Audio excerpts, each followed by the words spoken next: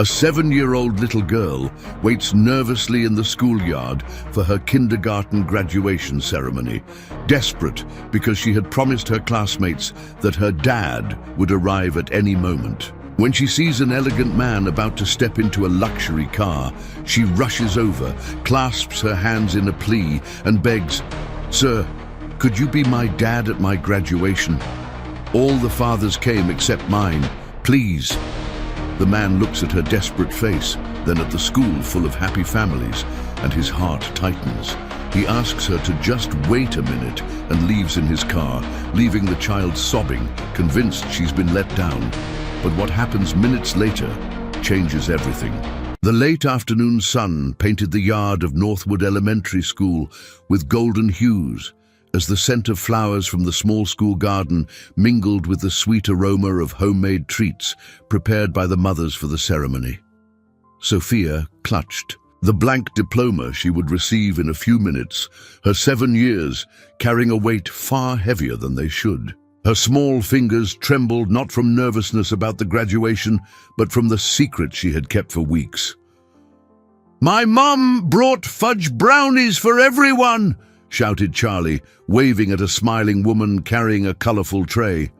"And my dad came, straight from work just to see me." Sophia forced a smile as she watched families organize themselves in the yard. Mothers adjusted bows in their daughters' hair.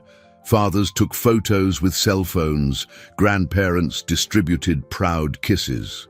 The little girl's heart tightened when she saw the empty chair in the first row where her special companion should have been seated. For weeks, she had made up stories about her father for her classmates. She claimed he worked far away, that he was very important, that he would arrive by surprise at the graduation. The lies came so naturally that sometimes she almost believed them herself. She almost forgot that she lived only with Grandma Lourdes, the 85-year-old woman who had barely been able to get out of bed for months. "Sophia, where's your dad?" asked Beatrice, the most popular girl in class, looking around with malicious curiosity. "You said he was coming." "He's coming, he's coming," Sophia replied too quickly, her voice higher than usual. He's stuck in traffic." But time passed, and the lie weighed heavier and heavier. Ms. Marcia, the teacher, began to organize the children into a line, explaining how the ceremony would proceed. Each graduate would enter hand in hand with their family member, receive their diploma, and take a special photo. Sophia felt tears burn her eyes when she realized she would be the only one without a companion. It was then that she saw the man.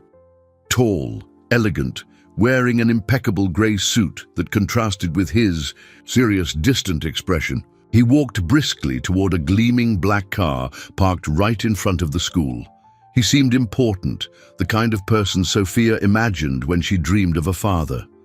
His grey hair was neatly combed, his shoes gleamed in the sun, and there was something in his posture that conveyed authority and success. Without thinking twice, Sophia broke from the line and ran toward him.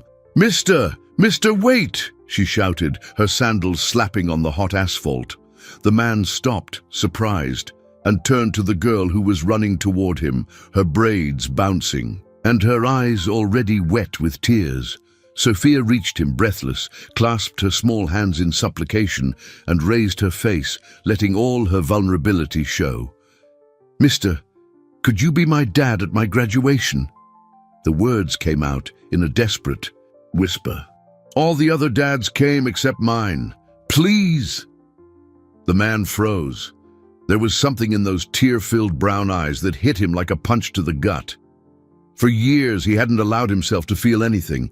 He had built such high walls around his heart that he believed nothing could penetrate them. But there, a child completely vulnerable was pleading for something so simple yet so complex. I have to go," he mumbled, more to himself than to her. Sophia saw the hesitation in his eyes and clung to hope like someone clinging to a rope to avoid falling into an abyss. "It's just a little graduation, mister, just so I'm not alone in front of everyone. Everyone has a dad except me." Her voice broke on the last word. The man looked at his car, then at the school, finally at the girl who had placed all her hope in the hands of a stranger. A silent battle raged within him, decades of emotional protection against a desperate plea from a child. "Wait here," he said finally, his voice hoarse. "Just a minute." He got into the car and drove off, leaving Sophia standing there in the middle of the street, watching her last hopes recede with the black car disappearing around the corner. Sophia returned to the graduation line with slumped shoulders and a broken heart. The other children were already being organized by Ms. Marcia, who efficiently checked names on her list with maternal care.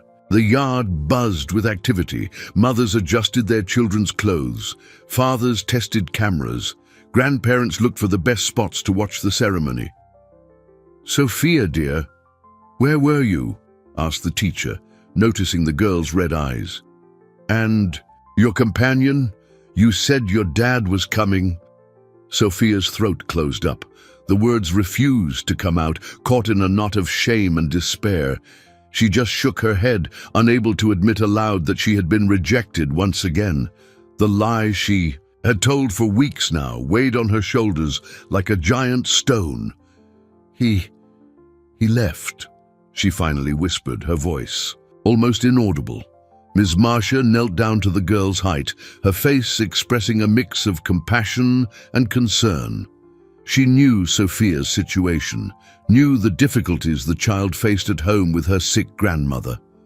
She had tried to contact Grandma Lourdes several times, but the old woman could barely answer the phone on her better days. "Don't worry, my love," the teacher said, stroking the girl's face. "You can walk in with me. I'll be your family today." But the children around had already noticed the situation.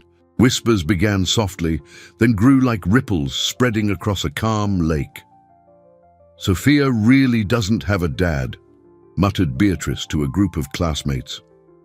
"I knew she was lying," added another boy. "My mum said she lives only with a sick old lady." "Poor thing," one of the girls feigned compassion, but her eyes sparkled with the typical malice of children who find someone more vulnerable than themselves.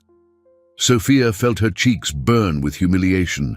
Each whisper was like a needle, prick in her chest. She had spent weeks building a fantasy, inventing a perfect father to impress her classmates, and now everything was collapsing before dozens of curious and judgmental eyes. Meanwhile, a few blocks away, Edward Montgomery drove his Mercedes down the main avenue, his hands trembling on the steering wheel. At 52, he owned one of the largest construction companies in the region, a man accustomed to making multi-million-dollar decisions without hesitation. But the desperate plea of a 7-year-old girl had shaken the very foundations of his soul, which he thought were permanently armored. "What madness is this?" he mumbled to himself, trying to convince himself that he had done the right thing by leaving. "I can't get involved in a strange child's life. I can't—" But the image of those tear-filled eyes wouldn't leave his mind. The way she clasped her hands in supplication, the pure vulnerability in her broken voice. Edward had spent the last 8 years avoiding any situation that might awaken paternal feelings he had buried, along with his own dreams of a family. He stopped at a red light and looked at his watch. The ceremony was supposed to start in 15 minutes. He imagined the girl returning to the line alone, facing the humiliation of being the only one without a companion. He imagined the moment. She would have to walk alone to the makeshift stage, while all the other children were accompanied by their proud parents. "It's not my problem," he repeated like a mantra, but his voice sounded less convincing with each repetition. The light turned green and he drove on, but his hands were sweating and his heart pounded. A silent war raged within him. On one side, 8 years of self-imposed emotional isolation, the conscious decision never to allow himself to love anyone again to avoid suffering. On the other, the memory of that desperate little voice just asking not to be alone. Edward had learned the hard way that emotional involvement meant becoming vulnerable to pain. He had sworn he would never again allow anyone the power to destroy him again. But something in the child's desperate sincerity had pierced all his defenses like a direct arrow. At the school, the ceremony was about to begin. Sophia occupied the last spot in the line, trying to become invisible. Miss Marcia made a final adjustment to the microphone and began her opening speech, talking about achievements, growth, and the fundamental support of families in the educational process. Every word was torture for Sophia, who kept her eyes fixed on the ground, counting the ants marching between the stones in the yard. She didn't want to see the happy families, didn't want to witness what she could never have. It was then that she heard the sound of a car stopping in front of the school. Sophia's heart raced when she recognized the engine sound. She slowly raised her eyes, almost disbelieving, and saw the same black car stopping in exactly the same spot as before. But this time, something was different. The man got out of the vehicle carrying a bouquet of colorful flowers that looked like something out of a magazine and an elegant box that Sophia couldn't identify from a distance. Conversations in the yard gradually quieted as adults noticed the arrival of the well-dressed stranger. Edward Montgomery walked toward the school with firm steps, but his heart pounded unevenly. In the last 15 minutes, he had stopped in 3 different places: a fancy downtown florist, a famous gourmet pastry shop, and finally in front of a gas station bathroom mirror where he tried to understand what madness he was committing. "Excuse me," he addressed Miss Marcia, who observed him with evident curiosity. I'm Sophia's father." The words came out more easily than he expected, although a voice in his head screamed that he was lying to an educator. Sophia felt her legs weaken. He had come back.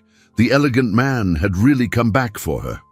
"Oh!" the teacher smiled, clearly relieved. "How wonderful you could make it. Sophia was so worried. She said you were stuck in traffic." Edward looked at the girl, who stared at him with a mix of gratitude and disbelief. Her eyes sparkled like stars, and for the first time that afternoon, a genuine smile illuminated her small face. "I apologize for the delay," he said, surprising himself with the naturalness of his own words. "I had to sort out some important things before coming." Sophia ran to him, and Edward instinctively knelt to be at the girl's height. For a moment, he thought she would hug him, but Sophia restrained herself, maintaining a respectful distance. There was something in her eyes that touched him deeply. Not just gratitude, but a sad wisdom of someone who had been disappointed many times. "Thank you for coming back," she whispered, so softly that only he could hear. Edward felt something break inside his chest. He extended the bouquet to her, watching her eyes widen at the perfect flowers. "These are for you, princess, to celebrate your graduation." The murmur in the yard increased. Some mothers exchanged curious glances, clearly impressed by the man's elegance and the obvious quality of the flowers. Edward noticed the attention they were attracting and opened the box of gourmet chocolates. "And these," he announced loudly, "enough for everyone to hear, are to share with all your classmates. After all, you're all graduating today." The reaction was immediate. The children approached with excitement when they saw the perfectly aligned gourmet chocolates in the luxurious box. These were treats most of them had never tasted, individually wrapped with tiny gold ribbons. "Holy cow, what fancy chocolate!" exclaimed Charlie, momentarily forgetting his manners. "Sophia, your dad is so cool," said Beatrice, who just minutes before had been whispering mean comments. Now her voice carried thinly disguised envy. Suddenly, Sophia was no longer the lonely girl without a family who caused pity. She had become the child whose father had brought the best gifts to the ceremony. The transformation was instantaneous and magical. Classmates who had ignored her now approached with interested smiles, wanting to know more about the elegant man who distributed imported chocolates. Edward observed everything with a mix of satisfaction and discomfort. He had bought those expensive treats on impulse without thinking about the consequences. Now he realized he had created a complex situation.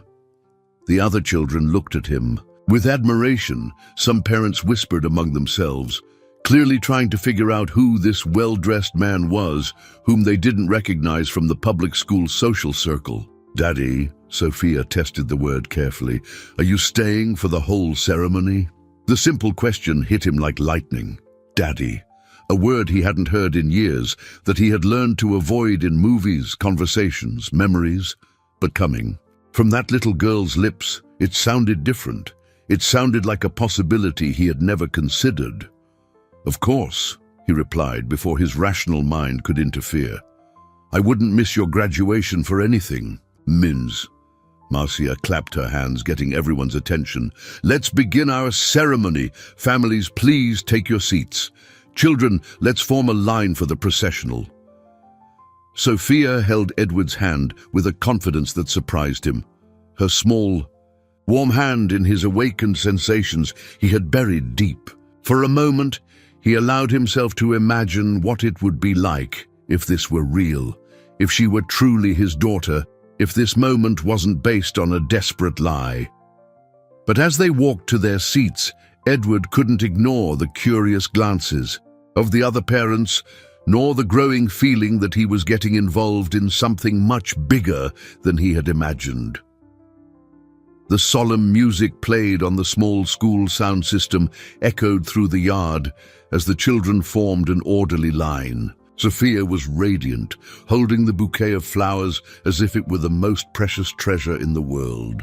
Beside her, Edward tried to process the surreal situation he was in, dressed in a suit at a public school, about to participate in the graduation of a child he had met less than an hour ago. "Ladies and gentlemen, dear families," Miss Marcia announced, into the slightly crackling microphone, "welcome to the pre-K graduation ceremony for our beloved kindergarten class." Applause echoed through the yard, decorated with colorful banners made by the children themselves. Edward noticed how simple everything was there, yet filled with affection. The decorations were handmade, the plastic chairs borrowed from the neighborhood church, the stage improvised with wooden planks.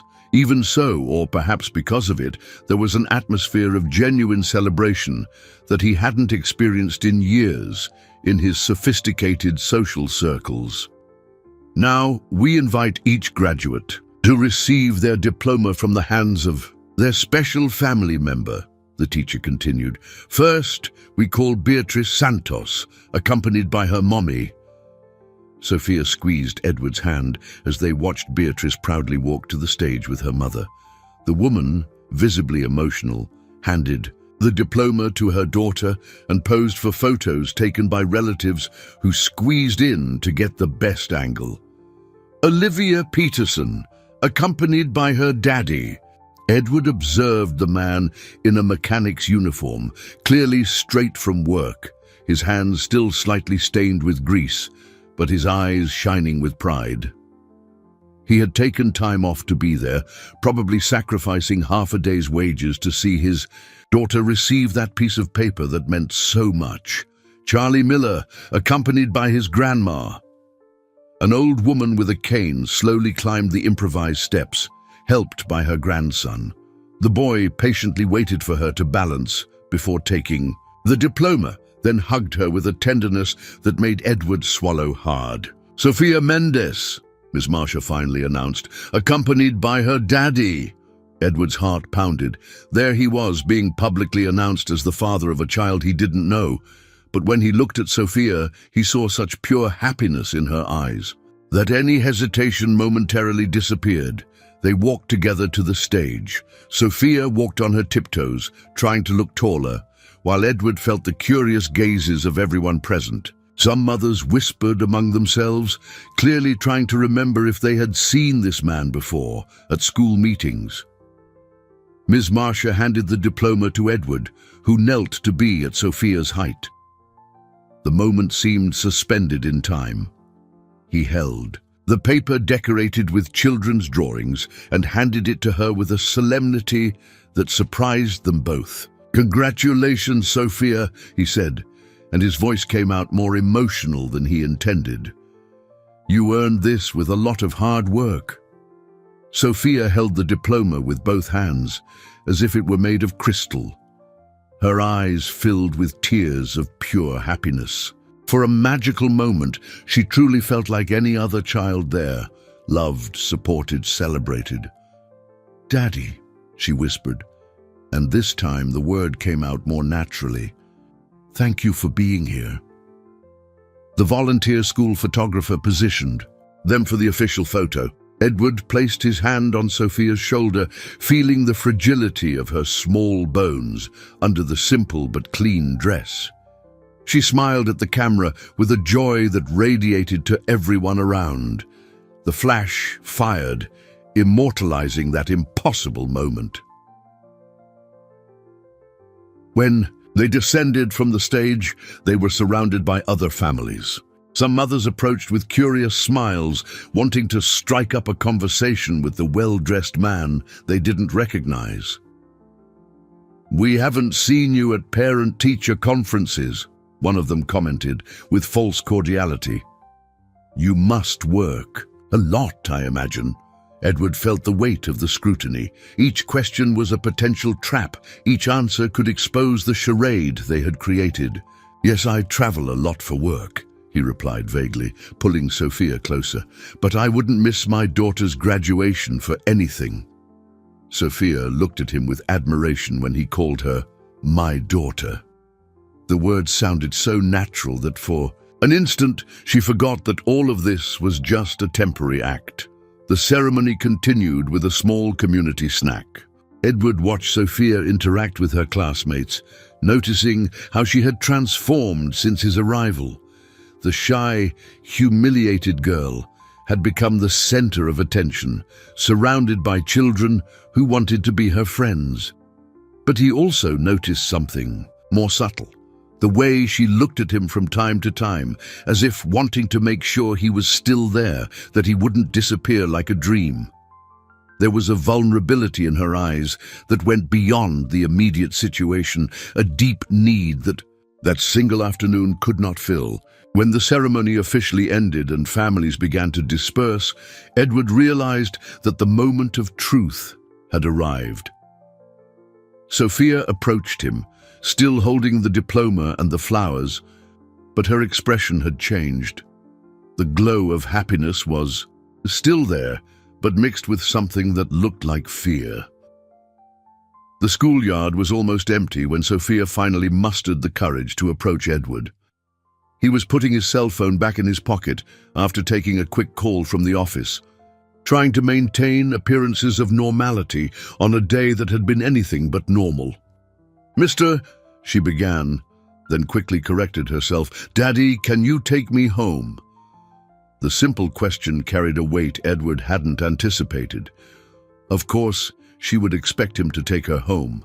Any father would do that after his daughter's graduation. But he wasn't her father, and he had no idea where she lived or what her family situation truly was. "Of course," he replied, though a voice in his head screamed warnings. "Where do you live?" Sophia hesitated, looking down at her feet. Her simple sandals contrasted dramatically with Edward's Italian shoes. She knew the moment of truth had arrived, that she could no longer maintain the fantasy she had created. It's kind of far from here," she murmured. "At the very edge of town, past the old gas station. There's a little dirt road." "It's there." Edward nodded, trying to appear natural. "All right, let's go in my car." The black Mercedes drew even more attention as they approached it. Sophia had never been in such a luxurious car. The leather seats smelled new, the dashboard gleamed, and there were buttons she couldn't even imagine the purpose of.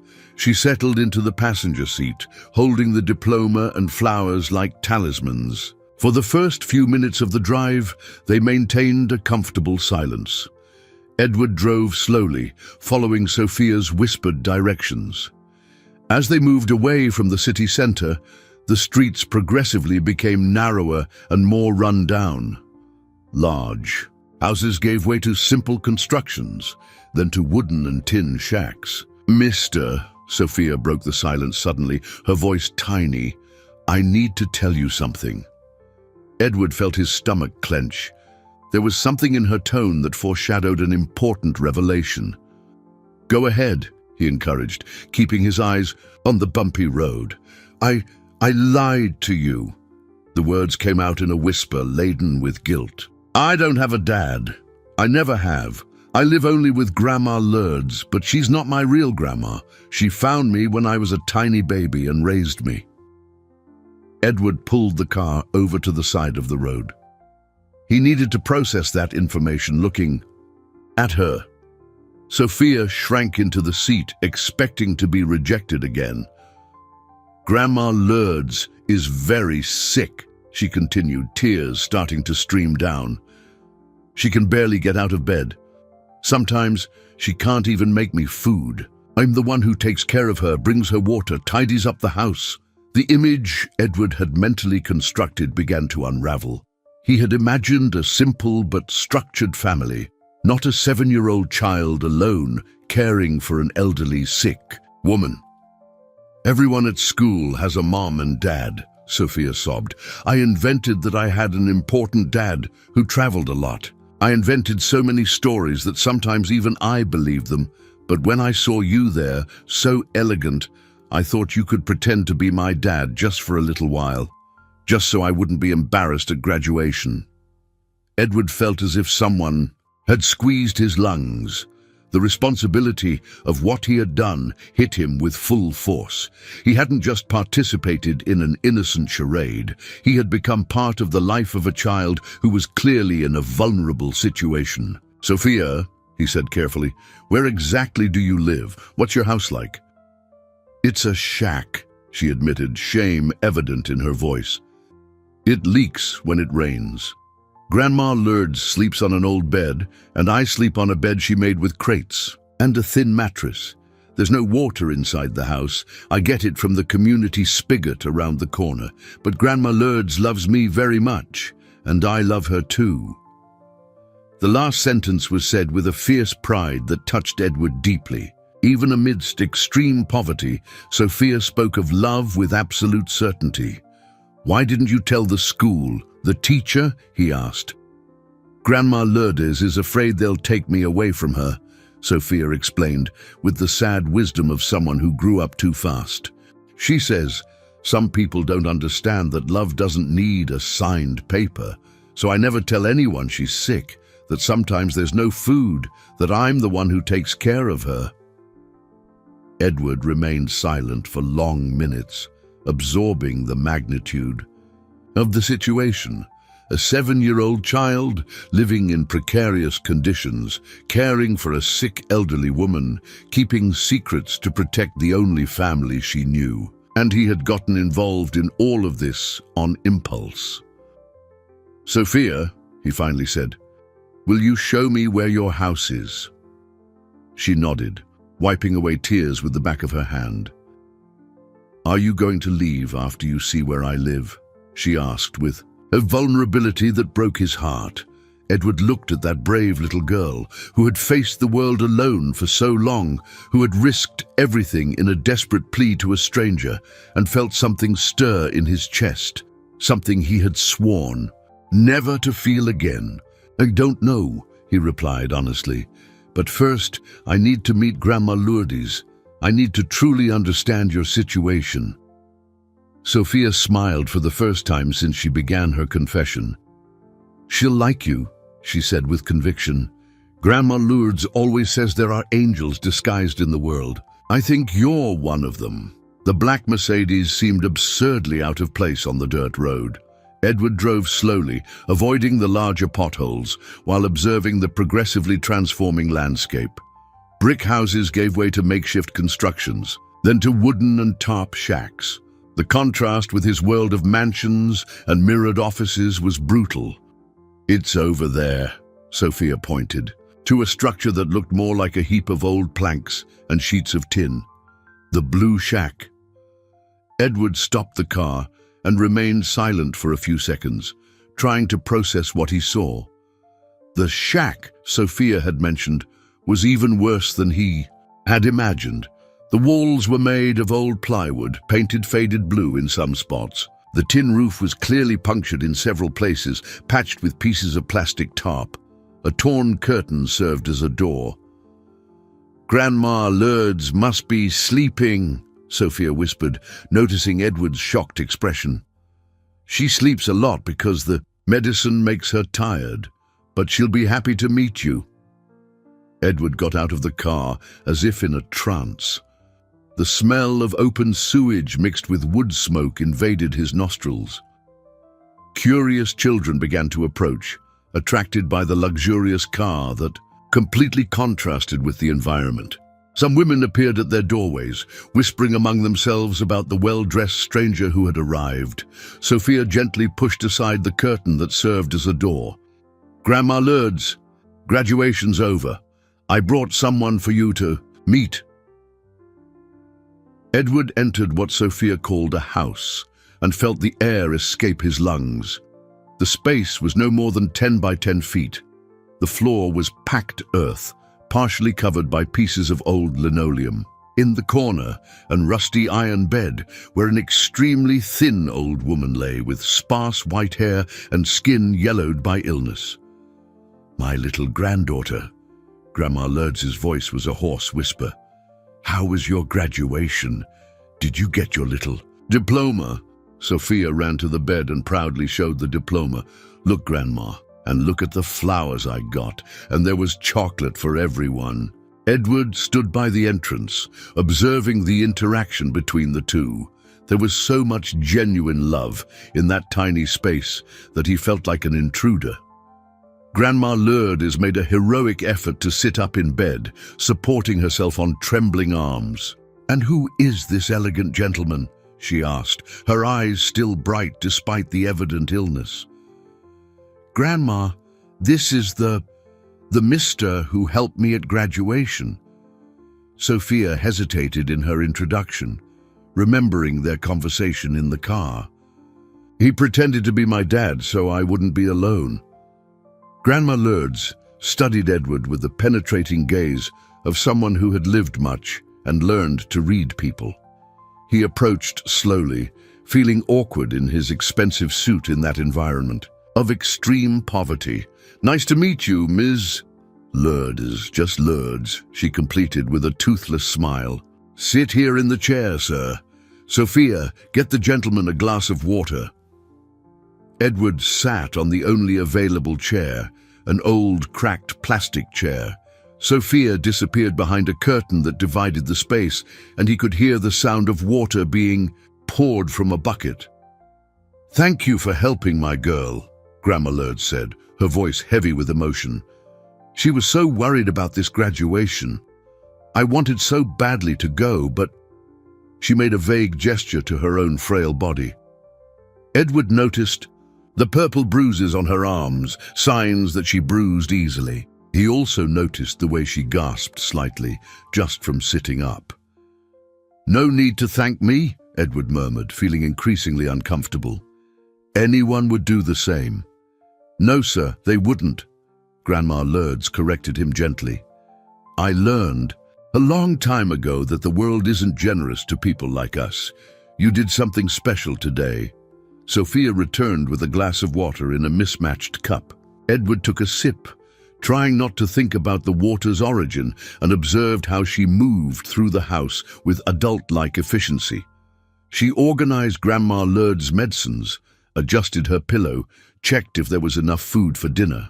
"Sophia told me you've been living here alone for a long time," Edward said, trying to start a conversation that would help him better understand the situation. "Since she was 6 months old," Grandma Lourdes confirmed. "I found her in a dumpster behind the Central Market, a tiny abandoned baby crying from hunger and cold. I couldn't just leave her there, could I?" Edward felt his stomach clench. Sophia had literally been thrown away like trash, and this sick old woman had saved her and raised her with love for over 6 years. You never tried to formalize the situation? Contact the proper authorities? Grandma Lourdes laughed, but it was a bitter laugh. Sir, do you think they'd let an 80-year-old who collects recyclables to sell keep a child? They'd take my Sophia to a group home in a heartbeat. Better she stay here with me, with little but with much love, than there with good food but no affection. Edward looked around again, trying to imagine Sophia growing up in that environment. He saw the makeshift bed she had mentioned, made of produce crates covered with a thin mattress. He saw the scarce toys, but carefully organized. He saw the walls decorated with drawings Sophia had made at school. And now? He asked, though he feared the answer. How are you managing? The silence that followed was eloquent. Sophia stopped tidying the medicines and looked at Grandma Lourdes, who sighed deeply. It's hard, sir. Very hard. I can't work anymore, and the money I had saved ran out with the medicine. Sophia is too young to work, but she helps me as much as she can. Sometimes neighbors give us something, but everyone here is in need. Edward felt as if he was being sucked into an emotional whirlpool. He had entered that house as a stranger, doing a one-time favor, but with each passing minute, he realized he was facing a situation that demanded much more than his presence at a school ceremony. Sophia approached him, still holding the diploma. Mister, thank you so much for helping me today. It was the happiest day of my life. And Edward knew at that moment that he couldn't simply leave and pretend that none of this had happened. Edward spent the entire night awake in his 3,000-square-foot penthouse, looking at the illuminated city through the floor-to-ceiling windows. The contrast between his luxurious apartment and Sophia's shack tormented him. Every designer, furniture piece, every work of art on the walls, every detail that once represented his success now seemed like a silent accusation. In the morning, still in his silk pajamas, he made a decision that surprised even himself. He quickly dressed in casual clothes, jeans and a polo shirt, something he hadn't worn in years outside his home. He stopped at the city's most expensive supermarket and filled 2 bags with products he knew were missing from that house: milk, bread, fruit, basic medicines, cleaning supplies. The drive to the impoverished neighborhood in daylight revealed details that the previous afternoon's dim light had hidden. Open sewers, children playing among garbage, houses that looked ready to collapse. Edward drove slowly, aware of the curious glances his car attracted even on a Saturday morning. When he arrived at the blue shack, he found Sophia playing alone in the small space in front of the house, making paper dolls from old magazine pages.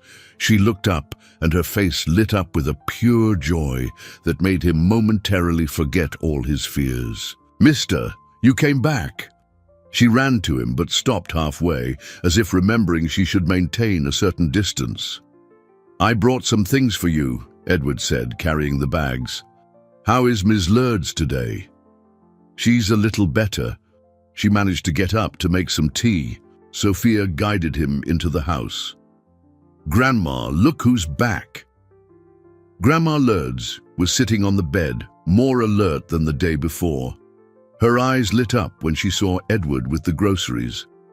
"Sir, you didn't have to," she began, but her voice choked when she saw the quantity of items he had brought. Edward began taking products out of the bags, and Sophia exclaimed with joy at each item. Fresh fruits she hadn't seen in months, whole milk, soft bread, even some sweets he had impulsively included. "This will last a long time," exclaimed Sophia, hugging a box of colorful cereal as if it were a treasure. But Edward knew it wouldn't last. Those groceries would solve the problem for a few days, maybe a week. And then? Would he come back with more bags? How long could he sustain that situation? "Ms. Lourdes," he said, kneeling beside the bed, "have You considered seeking official help, social programs, proper medical assistance. The old woman's face immediately hardened. Sir, I already explained yesterday. If I show up at agencies asking for help, they'll want to know about Sophia's situation. They'll find out she's not officially my granddaughter, that she doesn't have proper documents, that she lives here with me without anything regularized. They'll take her away. Edward felt a knot in his stomach. The situation was even more complex than he had imagined. Sophia lived in a kind of legal limbo, protected only by the love of an old woman who was no longer able to care for herself. What if? He began, then stopped. What he was thinking was absolute madness. What if what, mister? Sophia approached, noticing his hesitation. Edward looked at that girl who had changed his life in less than 24 hours. He looked at Grandma Lourdes, who watched him with a mixture of hope and distrust. He thought about his empty life, his silent penthouse, all the years he had spent avoiding any emotional commitment. What if I... The words came out before his rational mind could stop them. What if I adopted Sophia? The silence that followed was deafening. Sophia's eyes widened. Grandma Lourdes opened her mouth without being able to make a sound. I mean, Edward continued, his voice gaining firmness as the idea solidified. I have resources, a large house. I can provide education, medical care. And you too, Miss Lourdes. I can ensure you get proper treatment, a dignified home. Mister, Sophia interrupted with a trembling voice. Are you serious? Do you really want to be my dad for real? The simple question hit him like a lightning bolt. He had spoken on impulse, but now that the words were out in the air, he realized they weren't just the product of an emotional moment. Somewhere deep in his heart, the idea made sense in a way that terrified him. He swallowed hard. I think so. I think I want to try. Grandma Lourdes began to cry silently. Sir, you don't know what you're offering. Sophia is a special girl, but raising a child, it's a huge responsibility. And there's all the legal stuff, the documents, the bureaucracy. I have lawyers, Edward replied, surprised by his own determination. I can handle the legal issues. And as for raising a child, well, I'll have to learn. But I can't just leave and pretend I didn't see how you live. Sophia approached slowly, as if fearing that any sudden movement might break the spell. If you adopt me, she asked with the seriousness of an adult, can I still see Grandma Lourdes? Will she be left alone? Edward felt his heart constrict. Even faced with the possibility of escaping extreme poverty, Sophia worried about the only family she had ever known. Of course, he replied without hesitation. Miss Lourdes is your family. We'll take care of her too. That's when he realized he had just changed not one life, but 3 lives forever. And for the first time in 8 years, since he decided never to allow himself to love anyone again, Edward Montgomery felt he was doing exactly what he should be doing. The fear was still there, immense and paralyzing. But greater than the fear was the certainty that he couldn't abandon that brave girl who had changed his world with a single desperate plea. So, he said, extending his hand to Sophia, how about we start working on the paperwork so you can officially be my daughter? Sophia took his hand with both of hers, small and warm, and smiled with a happiness that could light up the entire impoverished neighborhood. Monday arrived with reality knocking on Edward's door like a hammer. Sitting in his glass office on the 30th floor of one of the city's most expensive buildings, he stared at the pile of documents his lawyer had placed on the table. Each page represented a legal obstacle he hadn't anticipated when he made his impulsive offer over the weekend. Edward, Henry Miller, his lawyer for 15 years, looked at him with a mixed expression of concern and incredulity. Are you sure you want to go through with this? Adoption is already a complex process under normal circumstances, but this case, it's practically impossible. Edward leafed through the documents, trying to decipher the legal language that described all the complications. Sophia had no official birth certificate. Ms. Lourdes had never legally registered her guardianship. There was no paper proving any family ties between them. "Is there any chance?" Edward asked, knowing the answer wouldn't be what he wanted to. "Here. Minimal," the brutally honest lawyer replied. "First, we would have to regularize the child's situation with the state. That means involving Child Protective Services, the family court, social workers. They will question why a 7-year-old child was never officially registered." Edward felt his stomach clench. "And then?" "Then, if we can prove she's in a situation of abandonment or neglect, the state will assume temporary guardianship. She'll go to a shelter while they process the adoption papers. And then, my friend, you get in line like any other candidate." "What line?" "The line of people wanting to adopt children. And I can assure you that a 52-year-old single man with no experience with children is not at the top of judges' preferences." Edward got up and walked to the window, watching the city below. Somewhere in that sea of buildings and houses, Sophia was probably helping Grandma Lourdes, organizing medicines, doing household chores that a 7-year-old child shouldn't have to do. How long would this whole process take? If we're lucky, 2 years? Realistically, 3 to 5 years, and that's assuming everything works out in the end. And during that time, Sophia would stay in a shelter? Probably, yes. Edward closed his eyes.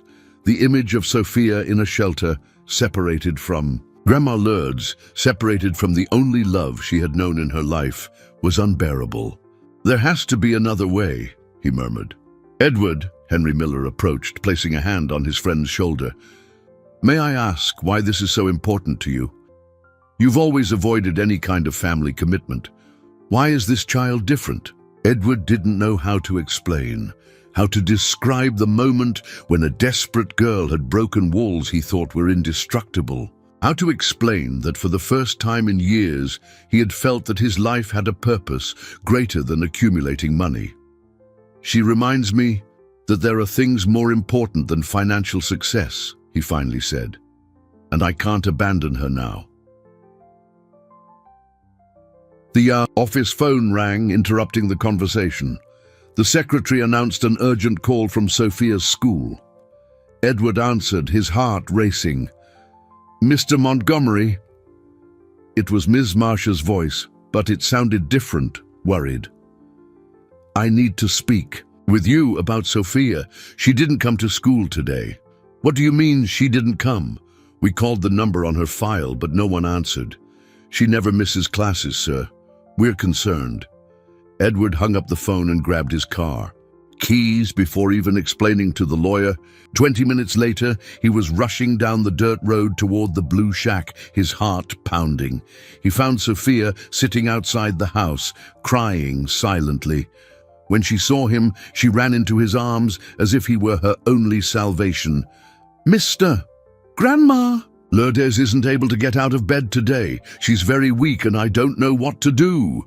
Edward entered the house and saw Grandma Lourdes in a much worse state than on previous days. Her breathing was labored, her lips had a worrying bluish tint, and she could barely open her eyes. "She needs to go to the hospital," he said, more to himself than to Sophia. "But she doesn't want to go," Sophia sobbed. "She says if she goes to the hospital, they'll find out about me. They'll take me away." Edward knelt beside the bed and held Grandma Lourdes' trembling hand. "Miss Lourdes, you need medical care. I promise I will take care of Sophia." The old woman's eyes opened with effort. "Sir, if I go, take care of my girl. Don't let them take her." "I promise," Edward said. And for the first time in his life, a promise completely terrified him. He called a private ambulance, using his contacts to ensure discretion. While they waited, he held Sophia in his arms, feeling her tremble with fear and exhaustion. "Mister," she whispered. "If Grandma Lourdes leaves, will I really be alone?" Edward looked at that brave girl who had carried responsibilities too heavy for her age and made a decision that would change everything. "No," he said with a firmness that surprised even himself. "You will never be alone again, I promise." But as the ambulance drove away with Grandma Lourdes, Edward knew he had just promised something he might not be able to keep. The legal obstacles were just the beginning. From now on, he would have to fight the entire system to keep Sophia safe. And he didn't even know where to begin. With Grandma Lourdes hospitalized, Sophia spent the first night of her life in Edward's penthouse. She walked through the immense rooms, as if in a museum, delicately touching expensive objects, whispering "wow" at each new discovery. The marble bathtub was larger than the entire shack where she lived, and she asked if she could really use those towels as soft as clouds. Edward prepared the guest room for her, but when he went to check if everything was all right, he found Sophia curled up in an armchair in the living room, looking out the giant window. "Can't sleep?" he asked, sitting beside her. "It's very different here," she murmured. "Very quiet. In our house, there's always noise from the neighbors, children playing, dogs barking. Here it's too quiet. It makes me think about Grandma Lourdes, alone in the hospital." Edward felt a pang in his chest. He had become so accustomed to the luxurious silence of his life that he had forgotten how haunting it could be for a child used to the warmth of community. "How about we call the hospital to see how she's doing?" Sophia's eyes lit up. The call brought good news. Grandma Lourdes was stable, responding well to treatment, and could receive visitors the next day. The next morning, Edward had to take Sophia to school before going to work. The comments began the moment they stepped out of the Mercedes in front of the gate of Northwood Elementary School. "Girls, look," whispered one of the mothers to her friend. "It's that rich man again, and the girl has new clothes." Sophia was indeed different. Edward had insisted on buying some basic clothes for her, and now she wore a simple but good quality dress, new shoes, and a backpack that wasn't patched with duct tape. "Good morning, Miss Marcia," Edward greeted the educator, who welcomed him with a relieved smile. "It's good that Sophia is well. We were very worried yesterday. How is her grandma?" "Hospitalized but stable," Edward replied. "Sophia will stay with me while Miss Lourdes recovers." The teacher nodded, but Edward noticed a flicker of curiosity in her eyes. Other mothers approached, feigning casual conversations, but clearly interested in the situation. "What a coincidence that you showed up just when Sophia's family needed it most," one of them commented, with a smile that didn't reach her eyes. Edward felt a shiver of discomfort, but merely nodded politely before saying goodbye to Sophia with a kiss on her forehead, a gesture that came naturally, surprising them both.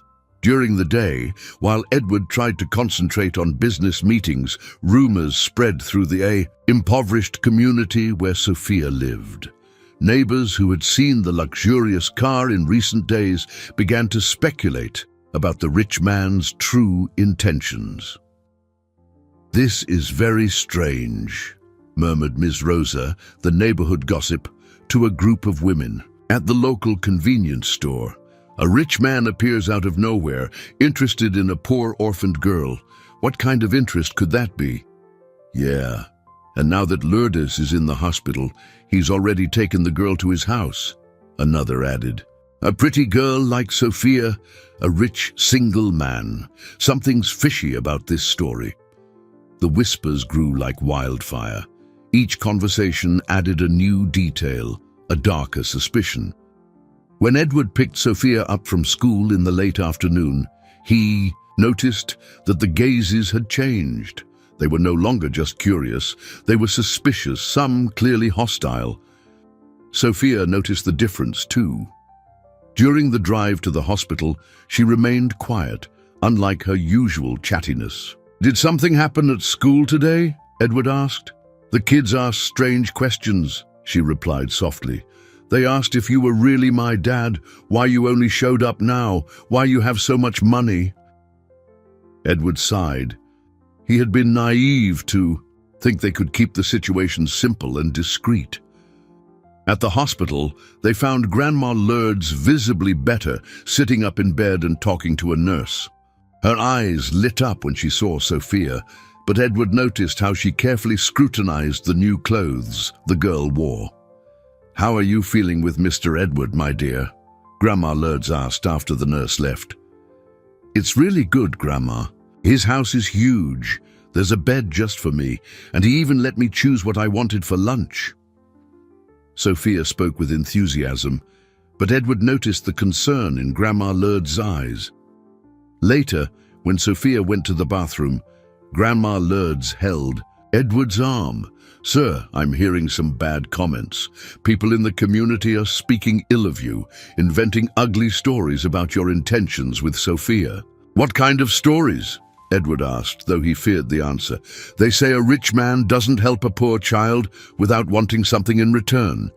They're spreading that you might have other intentions with her." Edward felt his blood run cold. The implication was clear and revolting. "Miss Lourdes, I would never—" "I know, sir. I look in your eyes, and I see you're a good person. But people don't know you like I do, and there are ill-intentioned people who might use this gossip to cause harm. What do you think I should do?" Grandma Lourdes remained silent for long minutes. "Maybe it's better if you stay away for a while. Let things cool down. When I leave the hospital, things will go back to normal, and the comments will stop." Edward looked out the hospital window, seeing Sophia play in the small garden she had discovered. The girl laughed for the first time in days, chasing a butterfly, and he realized he couldn't simply disappear from her life. "I can't do that," he said finally. "I can't abandon her now. If people want to talk, let them talk, but I won't run away." Grandma Lourdes nodded slowly. "Then be prepared, sir, because when gossip spreads in a community, it can turn into a snowball. And sometimes that snowball turns into an avalanche." Edward didn't yet know how prophetic those words were. The call came on Thursday morning, while Edward was trying to teach Sophia how to use the penthouse intercom so she could safely play in the building's playground. The formal voice on the other end of the line made his stomach drop. "Mr. Edward Montgomery, this is Carla Jenkins from Child Protective Services. We've received some anonymous reports about a minor who is allegedly under your care. We need to schedule a visit to verify the situation." Edward closed his eyes, feeling the world collapse around him. Ms. Lourdes' words about the avalanche echoed in his mind. "What kind of reports?" he asked, trying to keep his voice steady. "I'd prefer to discuss this in person. Can we schedule it for this afternoon? It's a situation that requires urgency." 2 hours later, Edward waited in his penthouse living room, beside Sophia, who was playing with a new jigsaw puzzle he had bought.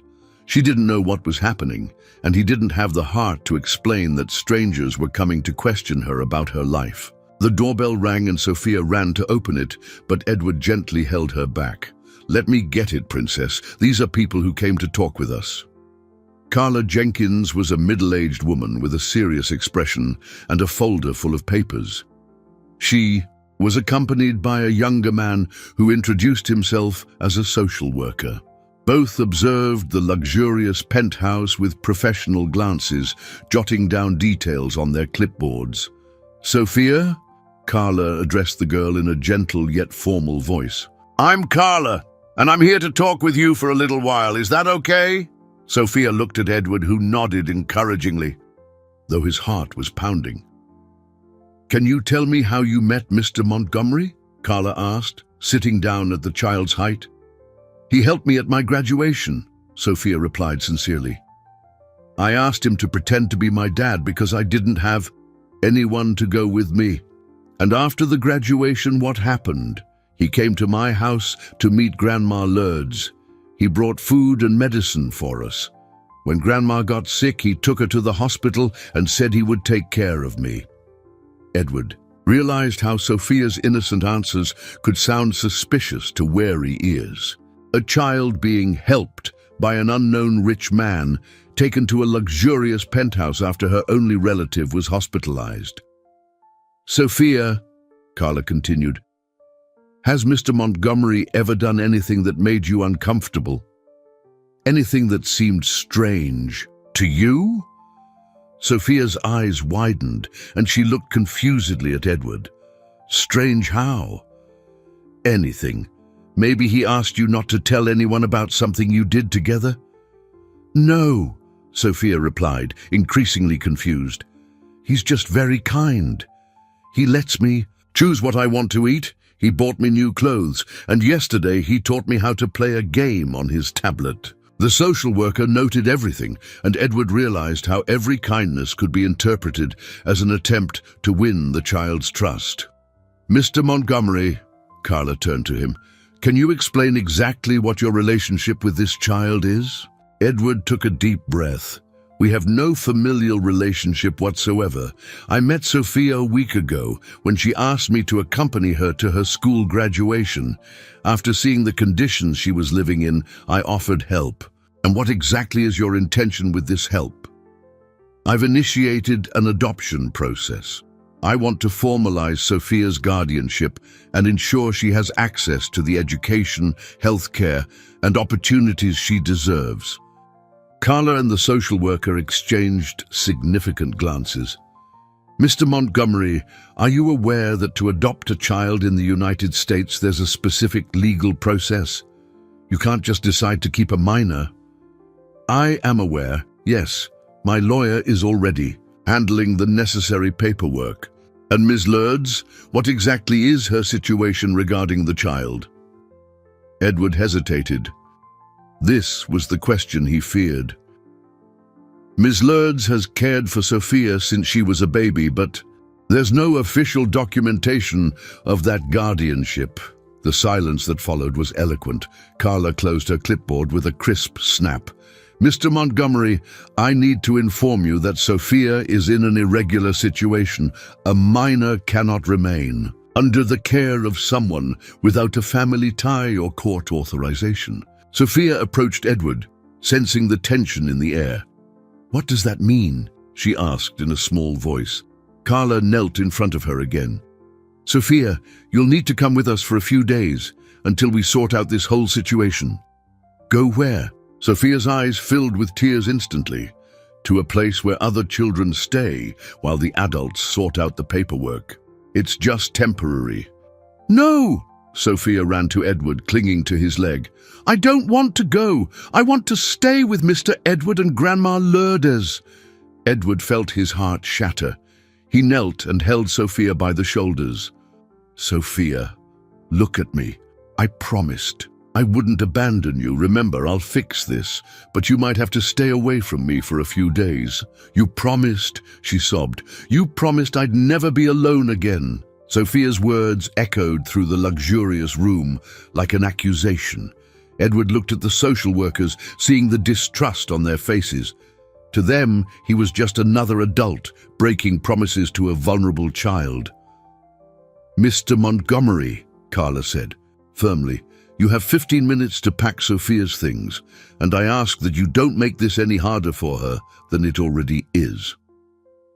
Edward knew he had lost the first battle, but as he helped Sophia put away her few new clothes, he whispered in her ear, "I'll come get you. No matter how long it takes, I'll come get you." Sophia just cried, clinging to her graduation diploma as if it were the last connection to the only happy moment she had lived. The Harmony House shelter was a faded yellow 2-story building with bars on the windows and a small yard surrounded by high walls. Edward parked outside, watching children playing in the limited space, desperately searching for Sophia among them. 3 days had passed since she had been taken, 3 days during which Edward had slept only a few hours, alternating between meetings with lawyers and frustrated attempts to visit her. The bureaucratic process was an implacable machine, and he was learning the hard way that money couldn't always accelerate justice. "Mr. Montgomery?" A woman approached the fence, I'm Mariana, the shelter coordinator. Are you here to visit Sophia? Edward nodded, swallowing the lump in his throat. How is she? Well, considering the circumstances. She's a strong girl, but, well, you can see for yourself. Sophia was sitting alone in a corner of the yard, drawing on the ground with a stick.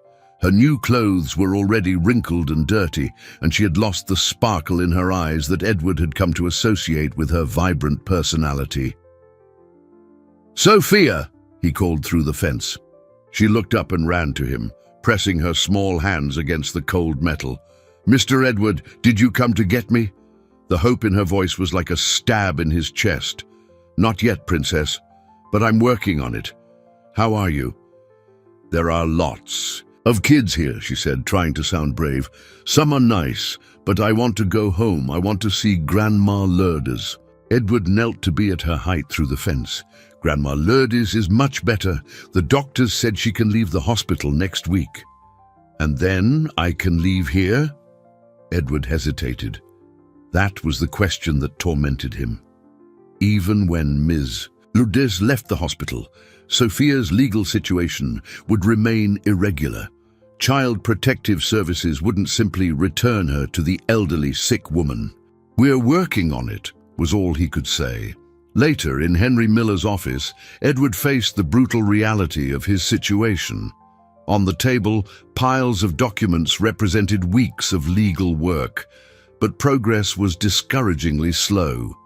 "The news isn't good," the lawyer admitted. "In addition to the normal legal issues of adoption, we now have to deal with the suspicions raised by the anonymous reports." "What suspicions?" "They investigated and found nothing." "Edward, you have to understand how this looks to the authorities. A rich, single man with no history with children appears out of nowhere wanting to adopt a poor girl. Some judges will question your motivations, regardless of whether you're innocent." Edward got up and began pacing. "So what are you telling me, that I should give up?" "I'm saying we need a different strategy. And perhaps we need to consider some concessions." "What kind of concessions?" Henry Miller sighed deeply. "And there's a possibility you could get temporary guardianship initially. That would be faster than a full adoption. Sophia could leave the shelter and live with you, but under state supervision." "Supervision?" "Regular visits from social workers, periodic reports, psychological evaluations. Your private life would be constantly monitored." Edward stopped pacing. The idea of having strangers invading his home regularly, questioning every interaction with Sophia, judging every parental decision, was suffocating. But the alternative was to leave her in the shelter indefinitely. How long would this supervision last?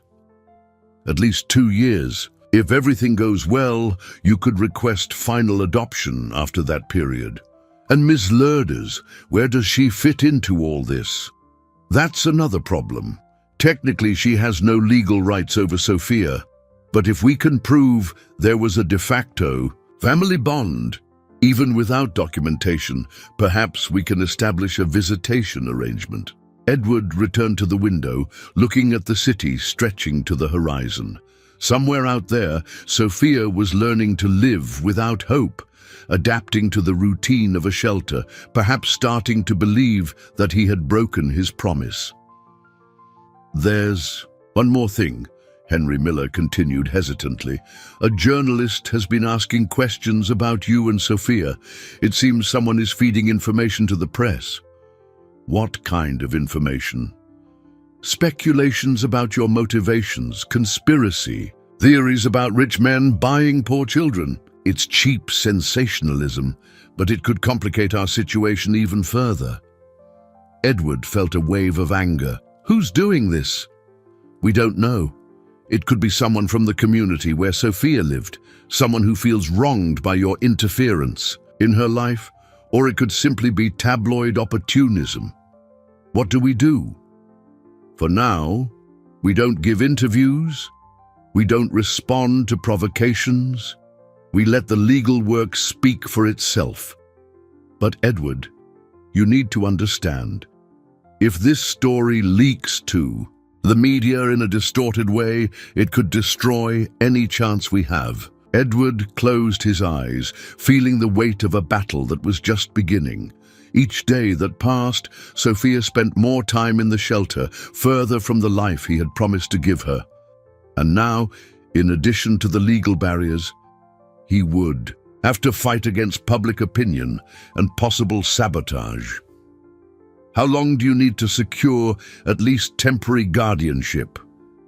If all goes well, maybe 6 weeks. But Edward, I can't guarantee anything. A suspicious judge, a negative press story, anything can delay the process for months. Edward thought of Sophia, drawing alone on the shelter floor, holding tightly to that graduation diploma as her only memory of a happy day. "Then we'd better get to work," he said with determination, "because I'm not going to break my promise to her, no matter how long it takes, no matter what battles I have to fight." But as he left the office, Edward knew he was entering the most difficult fight of his life. And there were no guarantees of victory. The county courthouse was packed on Tuesday morning. Edward never imagined that a minor guardianship hearing could attract so much attention. Reporters squeezed into the back benches, discreet cameras captured every movement, and curious onlookers who had read about the case in local newspapers whispered malicious speculations. That morning's newspaper headline still burned in his mind. "Wealthy businessman tries to buy orphaned child. Community denounces suspicious intentions." Sophia was sitting next to the attorney appointed by the state to represent her, a young woman who treated her with professional but distant kindness. The girl wore a simple dress provided by the shelter and held her graduation diploma in her hands, which had become her talisman amidst all that turbulence. Edward observed her from across the room, noticing how she had lost weight in recent weeks. Her eyes, once bright with curiosity and joy, now carried a sadness that seemed too great for a 7-year-old child. "All rise," announced the bailiff. "The Family and Juvenile Court is now in session, presided over by the Honorable Judge Robert Sterling." The judge was a middle-aged man with graying hair and a serious expression that revealed nothing of his intentions. He examined the documents on his desk for long minutes before looking up. "We are here to decide on the situation of the minor Sophia Mendez, currently under state custody," he began in a firm voice. "Mr. Edward Montgomery requests temporary guardianship of said minor, claiming intent for future adoption." Edward rose when called, feeling the weight of all eyes on him. "Your Honor, my intention is genuine. I want to offer Sophia a stable home, quality education, and all the love a child deserves." "Mr. Montgomery," the judge interrupted him, "you are 52 years old, single, with no prior experience with children. Why specifically this child?" The question echoed through the silent courtroom. Edward took a deep breath, knowing his answer could determine Sophia's future. "Your Honor, Sophia taught me something I had long forgotten. She showed me that there is something more important than professional success or material wealth. When she asked me for help that afternoon, I saw in her eyes a courage and a determination that deeply touched me. She wasn't asking for money or gifts. She was just asking not to be alone at an important moment in her life." The judge made notes in his notepad. "And are you aware of the responsibilities this entails?" "Completely aware, Your Honor. And I am prepared to dedicate my life to being the father Sophia deserves." It was then that the prosecutor rose. District Attorney Eleanor Vance was known for her rigorous stance in cases involving minors. "Your Honor, we cannot ignore the suspicious circumstances of this case. A wealthy man appears out of nowhere in the life of a vulnerable child, offers expensive gifts, takes her to his luxurious residence. We have a pattern here that cannot be ignored." Edward felt his blood boil, but Henry Miller held his arm, signaling for him to keep calm. "Furthermore, The prosecutor continued, "We have received reports from the community where the child lived, indicating legitimate concerns about the petitioner's true motivations." "Your Honor," Henry Miller stood up, "these are unfounded speculations based on social prejudice. My client has undergone all necessary psychological evaluations, has a clean record, and has demonstrated a genuine interest in the minor's well-being." The judge rapped his gavel, calling for silence. "I would like to hear from the minor." Sophia was called forward. She walked slowly, holding tightly to her diploma. When she reached the witness stand, her voice came out tiny, but clear. "Your Honor," Sophia's appointed attorney said, "the minor has repeatedly expressed her desire to stay with Mr. Montgomery." "Sophia," the judge addressed her directly, lowering his voice, "can you tell me how you feel about Mr. Montgomery?" Sophia looked at Edward, then at the judge. "He's the first person who didn't lie to me," she said, with a sincerity that cut everyone in the courtroom to the core. "When he promised he would take care of me, I believed him. And even when they took me from him, I still believe him. And why do you believe him? Because he could have left after my graduation and pretended he never saw me. But he didn't. He met Grandma Lourdes. He saw how we lived, and he still wanted to stay." The silence in the courtroom was absolute. "Sophia," the judge continued gently, "do you understand that if you go live with Mr. Montgomery, people will visit you regularly to make sure everything is okay?" "Yes, sir. But I prefer that to staying at the shelter. There are nice kids there, but it's not a real family." It was. Then that Ms. Lourdes entered the courtroom, supported by a cane and visibly frail but determined. Edward hadn't expected to see her there. She had been discharged from the hospital only 2 days before. "Excuse me, Your Honor," she said in a trembling but firm voice.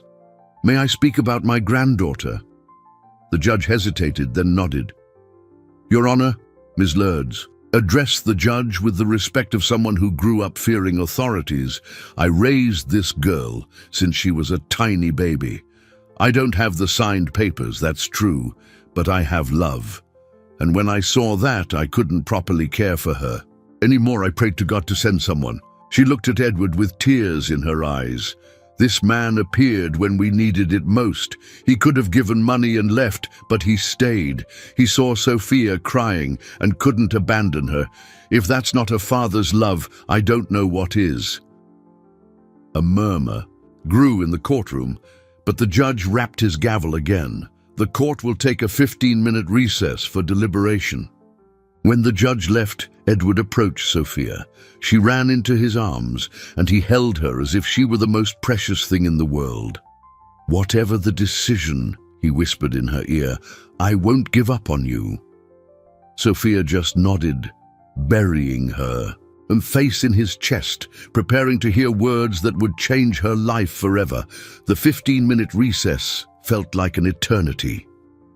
Edward remained in the courthouse hallway, holding Sophia in his arms as she nervously played with her crumpled diploma. Ms. Lourdes was sitting on a nearby bench, clearly exhausted from the effort of coming all this way, but with her eyes shining with determination. Reporters tried to approach for questions, but Henry Miller kept them at bay. The lawyer was visibly tense, mentally reviewing all the arguments that could have strengthened or harmed the case. "Mr. Edward," Sophia whispered, "if the judge says I have to stay at the shelter, will you forget about me?" Edward held her tighter. "Never, Princess. Even if it takes years, I will keep fighting to have you with me. That's a promise that nothing and no one can make me break. All rise." The bailiff announced the judge's return. The courtroom fell silent as Judge Robert Sterling resumed his seat. He observed everyone present for long seconds before beginning to speak. "This is one of the most complex cases I have ever reviewed," the judge began, his voice echoing through the crowded courtroom. "We have a situation here that challenges legal and social conventions, but at its heart is something very simple: the well-being of a child." Edward felt his heart race. Sophia clung tighter to his hand. After reviewing all psychological, social, and legal reports, after hearing all testimonies and considering all evidence presented, I come to the following conclusions. The judge paused dramatically. First, I found no evidence to support the suspicions raised about Mr. Edward Montgomery's intentions. On the contrary, all evaluations indicate a man of integrity, with a genuine interest in the minor's well-being. A murmur of relief swept through the part of the courtroom where Edward's supporters were. Second, the emotional bond between the petitioner and the minor is evident and healthy. Sophia clearly demonstrates her preference to remain under Mr. Montgomery's care. Sophia squeezed Edward's hand, barely containing her hope. Third, I acknowledge the fundamental role Ms. Lourdes has played in this child's life. Although there is no legal documentation, the emotional bond is unquestionable and must be preserved. Ms. Lourdes wiped away tears with the back of her trembling hand.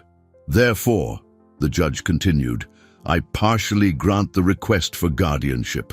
Mr. Edward Montgomery will have temporary guardianship of the minor, Sophia Mendez, for an initial period of 2 years with the following conditions. Edward could barely breathe. First condition, monthly visits from social workers to monitor the situation. Second condition, Sophia will maintain regular contact with Ms. Lourdes, considering her as an affectionate grandmother. Third condition, after the 2-year period, if everything proceeds adequately, Mr. Montgomery may request final adoption. The courtroom erupted in diverse reactions. Some applauded, others protested. Reporters furiously took notes. Sophia looked at Edward with shining eyes. Does that mean I can go home with you? Yes, Princess, Edward replied. His voice choked with emotion. You can come home. She let out a cry of joy and threw herself into his arms, the diploma finally. Falling to the floor, Edward lifted her, spinning her in the air as tears of happiness streamed down his face. Fourth and final condition, the judge said, rapping his gavel to restore order. Mr. Montgomery must provide all necessary documentation to officially regularize the minor's civil status, including a birth certificate and other identity documents. I accept all conditions, Your Honor, Edward said formally, though his voice trembled with emotion. Ms. Lourdes slowly approached, supported by her cane. Sophia got down from Edward's arms and ran to hug her.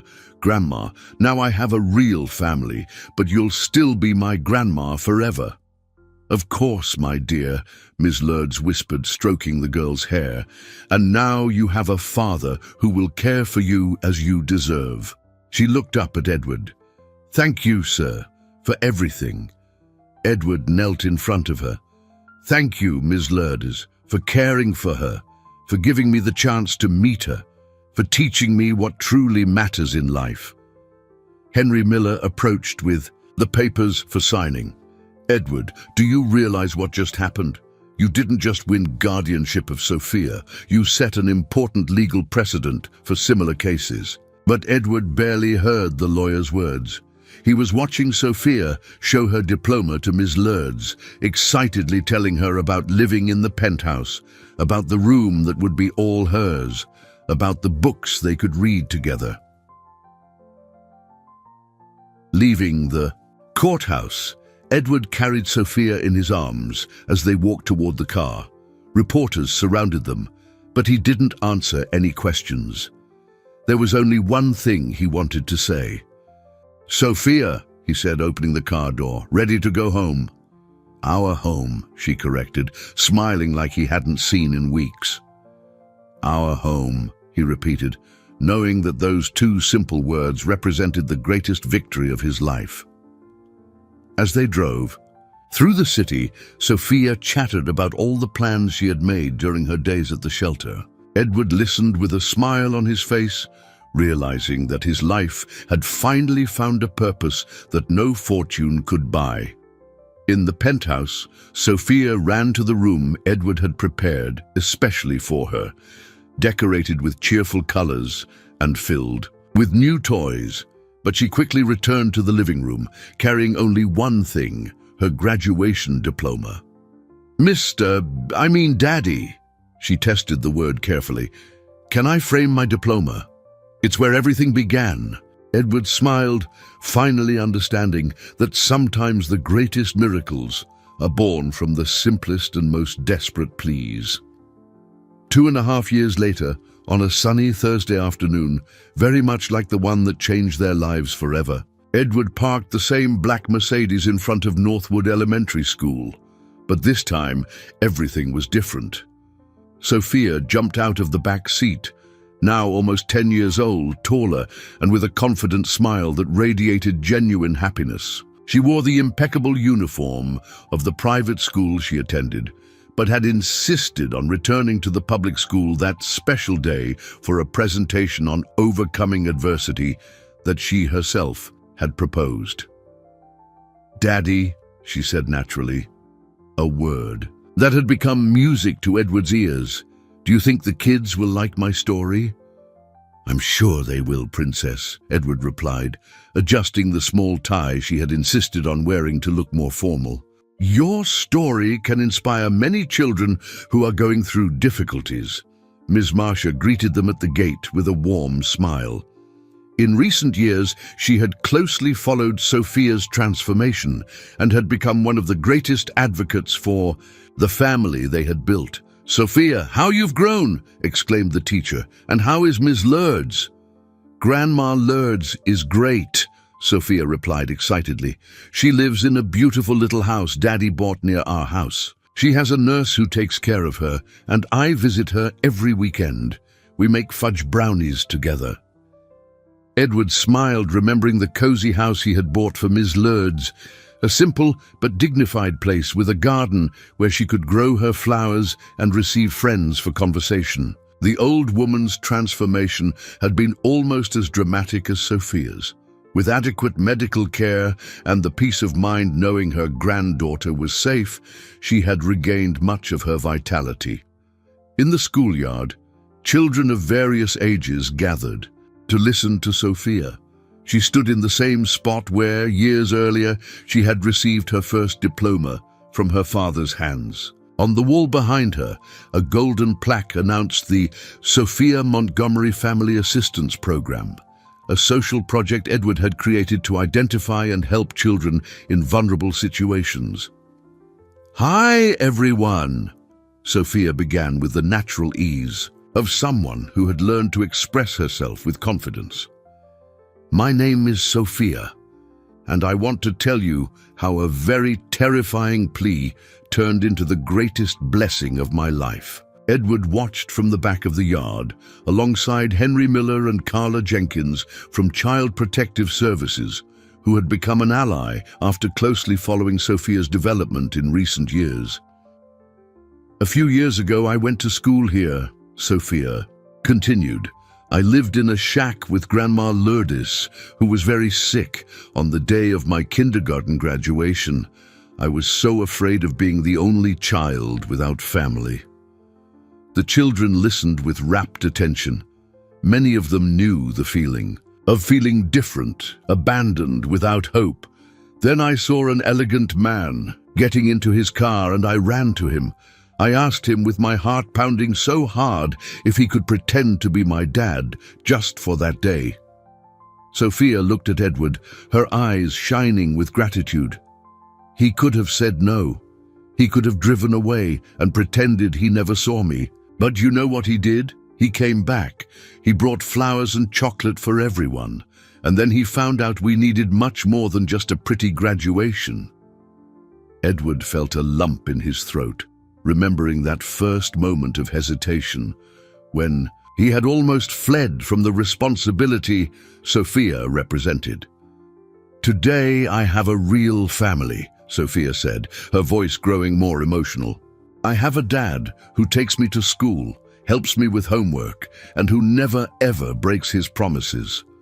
Grandma Lourdes has a beautiful house and all the medicine she needs.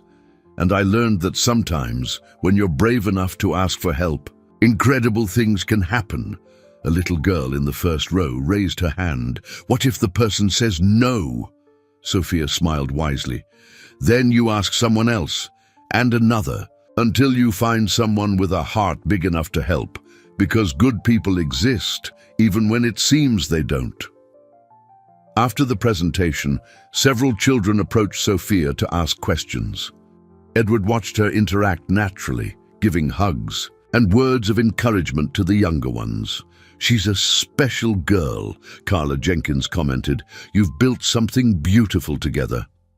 She taught me more than I could ever teach her, Edward replied. She showed me that there are forms of wealth that cannot be measured in money. Later, in the car on the way home, Sophia played with the same graduation diploma, now framed and a little faded by time. Daddy, she said suddenly, do you regret stopping the car that day? Edward laughed. Sophia, that was the best day of my life. It was the day I discovered that family isn't about blood, but about love and choice. And you chose to stay with me even when it was hard, especially when it was hard, because that's when I discovered you were worth any fight. When they arrived at the penthouse, Ms. Lourdes was waiting for them in the living room, more radiant than Edward had seen her in months. Her white hair was neatly combed, she wore a new dress, and there was a special sparkle in her eyes. Grandma, Sophia ran to hug her. How was your presentation at school? It was amazing, Grandma. The kids asked a lot of questions, and I told them our whole story. Ms. Lourdes stroked the girl's face with infinite tenderness. My granddaughter became a famous speaker, she said proudly. Who would have thought that shy little girl I found in a dumpster would grow up to inspire other children? Edward approached and kissed Ms. Lourdes' forehead, a gesture that had become natural over the years. How was your doctor's appointment today, Ms. Lourdes? Excellent. The doctor said I'm getting stronger every day. He even joked that at 88 I have the energy of a 70-year-old. They laughed together, three people who had found a unique and perfect way to be a family. That night, when Sophia was already asleep, Edward stood in his office looking at the photos on the wall. Sophia on her first day of her new school. Sophia and Ms. Lourdes making fudge brownies. Sophia receiving an award for best student in her class. Dozens of moments that documented the extraordinary journey they had traveled together. But his favorite photo remained the first one. Sophia on graduation day, holding her diploma and smiling next to him in the Northwood Elementary School yard. It was where it all began, where a desperate little girl and a lonely man discovered that sometimes the most improbable encounters create the truest families. Edward picked up the phone and dialed Henry Miller's number. Henry, it's Edward. I think it's time to file for final adoption. I want Sophia to be officially my daughter. Finally, the lawyer chuckled on the other end of the line. I've been waiting for that call for months. With your exemplary record, it should be much simpler this time. Edward hung up and went to check on Sophia in her room. She slept peacefully, hugging a teddy bear he had given her on their first Children's Day together. On the bedside table, the framed diploma caught the lamplight, reminding him every day that the greatest miracles can be born from the simplest pleas. Thank you, Edward whispered to no one in particular, perhaps to destiny, perhaps to the courage of a 7-year-old girl who had changed his life forever. Sophia stirred in her sleep and mumbled something that sounded like, Daddy! And Edward knew he had found his true wealth, a family built not by blood ties, but by choice, love, and the willingness to fight for those we love. In the silence of the night, he could almost hear the echo of that desperate little voice on the afternoon that changed everything. Mister, could you be my dad at my graduation? And for the 1000th time, Edward smiled, knowing he had given the only possible answer, yes.